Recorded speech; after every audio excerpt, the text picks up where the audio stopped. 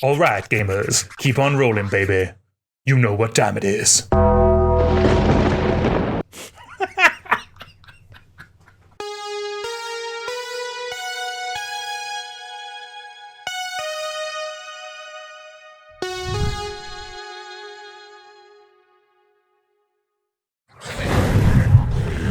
Hello everyone, welcome back to Too Sweet MTG, welcome to another Commander Deck Tech. In today's video, we're keeping it in Modern Horizons 3. Today, we're looking at the dead man himself, Coram the Undertaker. It is 1 black, red and a green for a 0/5 legendary creature, Human Warrior. It has Coram the Undertaker gets +X/+O, where X is the greatest power among creature cards in all graveyards. It also has whenever Coram attacks, each player mills a card.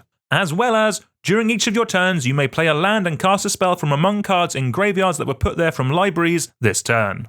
So, Coram the Undertaker is a nuts commander that just does so many things. The way that we're going to be building this today is a self-mill deck with a Powers Matters sub-theme. The reason for that is Coram really wants things to be going to his yard, and while we're doing that, it's going to be getting very, very large. To help explain this, let's start with the middle ability. It's a little bit of self-mill to help show us what the deck is wanting to do, which directly feeds into that bottom ability. On our turn, we can play a land and cast a spell that we've milled, which very coolly doesn't even have to be a card that we've milled, it can be our opponent's as well. That is sweet, and it'll help us hit our land drops and steal a couple of spells. But most of the time, if we're being honest, we're going to end up playing things that we've milled, just because they'll work better with the deck. Being able to play things that we've milled on our turn is great, and turns Coram into a card advantage engine, which to make the most of will mean we'll be playing a bunch of self-mill and also Entomb style effects that tutor cards from our library into our graveyard, because yes, fantastically, those work how we want them to as well. The top ability is also nuts. It's really easy to put massive things into our graveyard in these colours to give Coram a massive power. There's also then so many cards that reward us for having creatures with a huge power, not to mention just the ability to tombstone our opponents for 21 commander damage so they can all rest in peace. A quick note on how this video will work. How we'll be doing it today is that we're going to be breaking down the deck into a bunch of different sections. We'll tell you how many to run in each section and give you a bunch of different options. This is so you can choose the cards that you want that work best for you and your budget so you can truly make this deck your own. Any card we mention will be down in the description below. While you're there, please consider following the channel and giving the video a like. The first section for us to talk about is our self-mill. And this will be a fairly big section, as we're going to be wanting lots of ways of throwing body after body into our graveyard, so that we can either replay it with Coram or use it to buff up the power of some of our other creatures. First up, we have 2 cards that do a little bit of everything in the deck. Old Stickfingers and Splinterfright both mill us when they're in play, so with our commander out we'll have more cards to have access to. But also, they can just be massive creatures if sat in our graveyard. As importantly, their abilities that check their power equal to the number of creature cards in our graveyard check in all zones, importantly, including the graveyard. So if we have 10 creatures including them in our graveyard, they will have 10 power. With all the self-mill that we have in the deck, these could honestly get absolutely massive. We then have some more solid self-mill on creatures, with cards like Supplier, Satyr Wayfinder and Circle of the Land Druid. They all come in, put a bunch of things into our yard, and then if they do get milled, they'll count towards making our cards like Old Stickfingers and Splinterfright all the bigger. For some utility, we have a card like Nyx Weaver. It does some self-mill, but also has the ability to bring a key card back to our hand. For some mega ramp next, we have Aftermath Analyst and World Shaper. They do the self-mill that we want, but then can return all the lands that we've milled from our yard into play to give us an obscene amount of mana. For another card that does a little bit of everything, we have Kagha Shadow Archdruid. This mills when it attacks, then its bottom ability is some nice redundancy for our commander. Having a second copy of this effect is just going to be great. For some non-creature based mill options, we have Altar of Dementia and Mesmeric Orb. These are both really awesome artifacts to put a bucket load of cards straight into our yard, meaning we'll always have things to play from it with Coram, or we'll buff up the effects that care about number of things in our graveyard. We then have some tutors that can put cards straight from our library into our graveyard. Cards like Entombed, Buried Alive, and Vile Entomber work exactly as we want them to. As Coram says library, not specifically mill. That means with these tutors we can go and get the right piece that we need for that exact moment and play them straight away with Coram out. Next up is some big, beefy, vascular creatures for us to get into the yard to make Coram huge. Or we can just put them into play to lay the smackdown on our opponent's life totals. The best one is probably Lord of Extinction.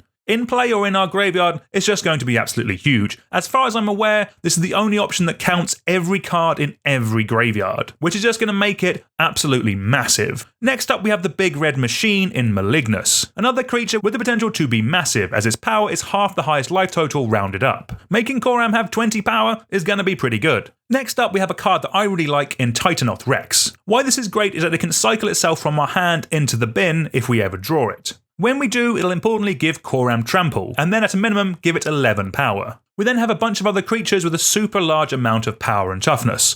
Cards like Death Shadow, Mortivore, Daemogoth Titan, Yargle and Multani, Ghalta Primal Hunger, and Impervious Greatwurm are all perfect to put into the yard to get Coram's power up. Or late game, we can just cast them and turn them sideways, or cheat them into play with some reanimation effects that we'll get onto in a little bit. To help cast those big creatures and the rest of our spells, we next have our ramp section, and like with most decks, we're looking for at least 8 to 10 bits here. First up we have some creatures that can sacrifice themselves to go and get a land from our deck and put it into play. These are great at ramping us while also counting to the number of creatures in our graveyard. Cards like Diligent Farmhand, Sakura-Tribe Elder and Neverwinter Dryad are just awesome in these Graveyard Matters decks. To help with the milling, we have Millikin. It's just great to help throw those cards 16 feet into our graveyard while also ramping us. We're keeping it old school next with some tried and tested mana dorks. In play, these will help us ramp, but then if we've milled them, they're cheap enough for us to cast from our yard nice and easily. Or again, they can just sit there and count towards the number of creatures that we have in our graveyard. When our commander is nice and big, we can then cast Traverse the Outlands and get an ungodly amount of lands from our deck and put them straight into play, because this gets lands equal to a creature's power.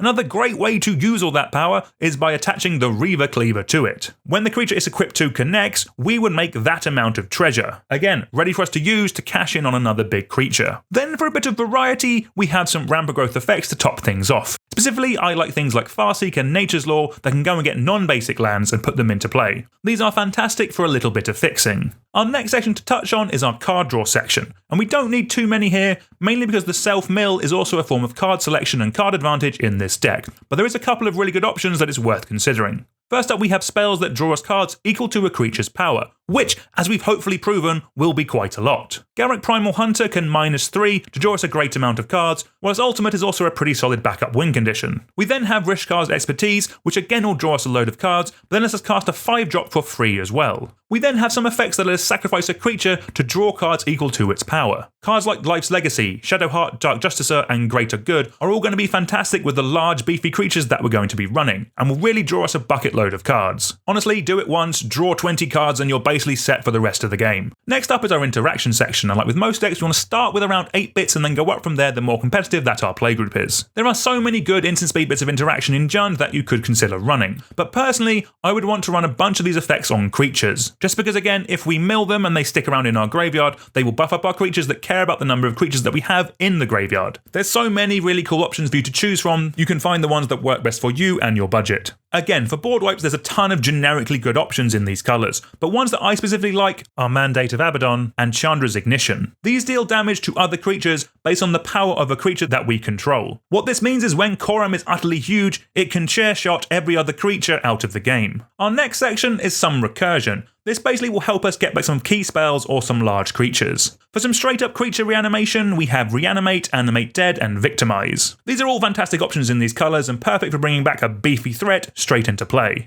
To help get us back some other spells, we have cards like Eternal Witness and Timeless Witness. The Timeless Witness especially is really nice, as the escape means that we can cast it from our graveyard if we've ever milled it and want to bring back something else to cast as well. Our next section is a little bit of protection. As our commander is a value engine and a win con, we really want it in play as much as possible. The first place to start is with some Undying effects. These are really nice in the deck, as we can use them to protect our commander from a removal spell, or we can use it combined with one of our card draw sacrifice effects. With those we can cast one of these, sacrifice our commander, draw a bunch of cards, and then our commander comes back into play as well. Honestly fantastic, these are just really good. There's a ton of options out there, but cards like Feign Death, Kaya's Ghost Form, Malakir Rebirth, Supernatural Stamina, Undying Evil, and Undying Malice are just going to be fantastic. You then have classics like Lightning Greaves and Swiftfoot Boots, which also help to protect a creature, and also importantly give it haste so it can Royal Rumble in all the quicker. To then help protect our graveyard, we have a card like Perpetual Timepiece. This not only helps to mill us, but also it can put a key card back into our deck in case anyone ever has the gall to Bajuka Bog us. Okay, we have the base of our deck. Let's go over our finishing moves to secure the pinfall. First up, we have Anger, a fantastic card that gives our team haste as long as Anger is in the graveyard and we control a mountain. This will prove that Coram and our other beefy creatures can move pretty fast for a big man. In a similar vein, we then have Brawn, which gives a whole board trample if it's in our bin and we have a forest. Just giving Coram that trample is going to be fantastic and means it's more likely to get through for that 21 points of commander damage we need to take out a player. Talking of taking out players, you have a card like Sir Conrad the Grim, which very quickly turns all that self-mill into a damage-dealing win condition. You then have Jared Golgari Lichlord, which is a great combo with any of our large creatures, as we can chokeslam them straight into all of our opponent's life totals. And sticking with large creatures for a sec, they'll work fantastically with Overwhelming Stampede and Pathbreaker Ibex. These give all of our creatures +X, where X is the greatest power of a creature we control, and then also gives them that trample that we want. With Coram easily having 10+ power, adding that to the rest of our team will just win us the game. Changing it up a little bit, we then have Bladewing Deathless Tyrant. This is a nice different type of win con in the deck, as this lets us go wide and make a bunch of zombie tokens based on how many creatures that are in our graveyard. It's just a nice alternate way in case our opponents have answers for big things. This will mean we can take them out in a different way by going wide. And then lastly, we have Sneak Attack. I think this card is going to be fantastic in this deck. Basically, think of it as a discard outlet, but you're putting the creature into play, getting an attack in, or any ETB effects in, and then the card goes to the graveyard. Honestly, with all the massive creatures that this deck is running, it's just going to be really, really solid at killing some opponents. Okay, to wrap up the video, finally, we need to run some lands. In total, we're looking for somewhere between 36 to 40 lands in the deck. As we are 3 colours, we can only really run a couple of utility lands. I'd start with ones that can give Coram some kind of evasion. So for that, you have things like Kessig Wolfrun, Shizo Death Storehouse, and Skarg the Rage Pits. You then have a card like Witch's Clinic, which can really gain us a bunch of life scarily quickly with our massive commander. And then you have cards like Shifting Woodland and Savogos the Restless Tomb, which can both importantly become massive creatures for when we need a massive creature for one of our effects that care about having something large in play. For the rest of the mana base, run as many dual lands that come into play untapped as you have. Then top this up with around 12 to 20 basic lands that are distributed to match the mana pips of your deck, and you should be good to go. Alright, that's going to do it for the video. Thank you all very much for watching. Are we going to continue the streak of doing graveyard-based commander decks for Modern Horizons 3? The only way you'll find out is by liking, sharing, and subscribing to the channel. If you could do that, it would greatly help me out. Also, let me know in the comments if there's any other commanders from Modern Horizons 3 you would like me to take a look at. But until then, I will see you all soon. Goodbye.